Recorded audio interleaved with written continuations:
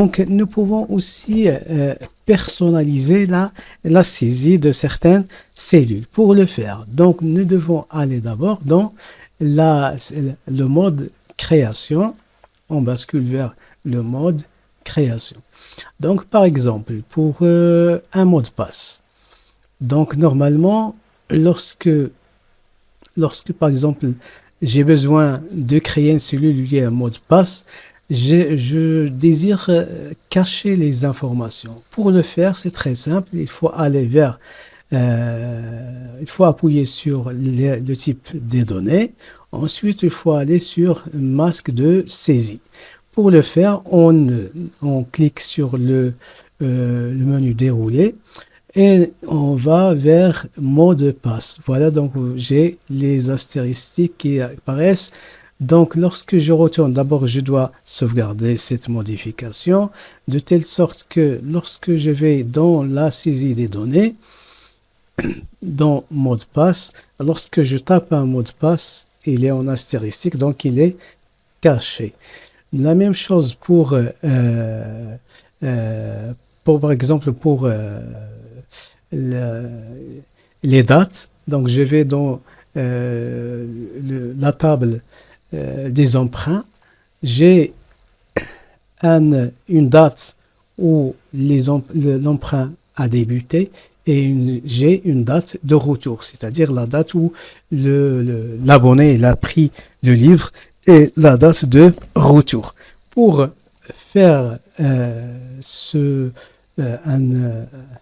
une saisie personnalisée pour contraindre, par exemple, l'utilisateur à choisir, à suivre un modèle de saisie. Par exemple, je ne veux pas qu'il écrit la date seulement en commençant par le mois ou bien en commençant par l'année. Donc, pour éviter ce type de problème, je peux aller vers mode création. J'ai la date d'emprunt. Donc là aussi, je peux créer ce qu'on appelle un, un masque de saisie pour les dates. Donc, la table doit être enregistrée. Oui, donc il est déjà enregistré.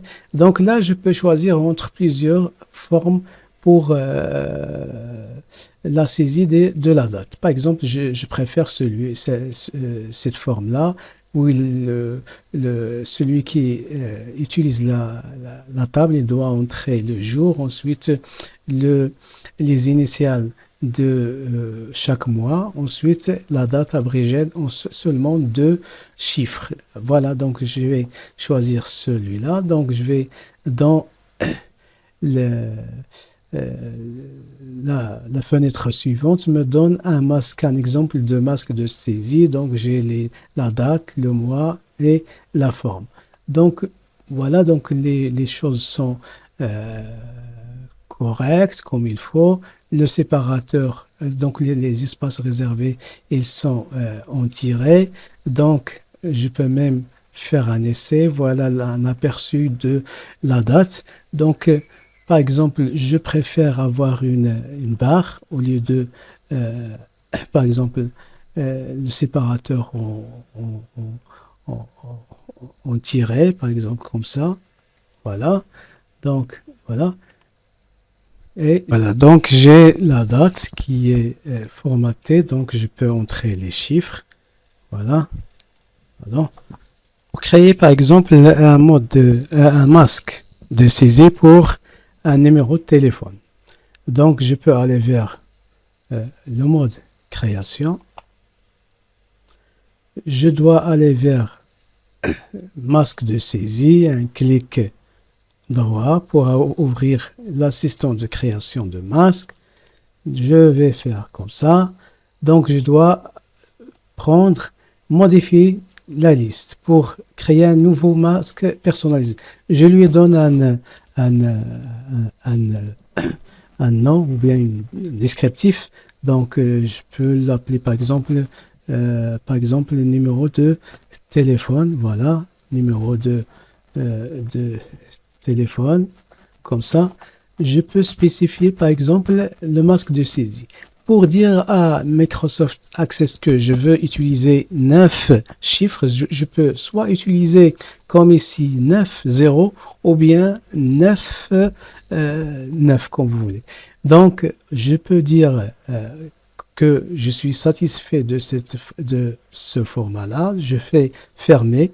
Maintenant, il est disponible dans la liste des masques. Donc, je n'ai qu'à la choisir, appuyer sur suivant. Donc, le masque, il est déjà créé. Donc, je peux voir un aperçu. Voilà comment j'aurai l'aperçu. Donc, je peux écrire, par exemple, 0, 9, 3, etc. Donc, 9 chiffres. Donc, suivant, donc, il accepte. Voilà, donc, j'accepte de faire son symbole de masque, c'est-à-dire pas la peine d'utiliser des valeurs par défaut comme les zéros à la place des zones vides. Voilà donc terminé. Donc pour faire un aperçu, je fais CTRL S pour sauver. Je bascule vers la fenêtre de navigation.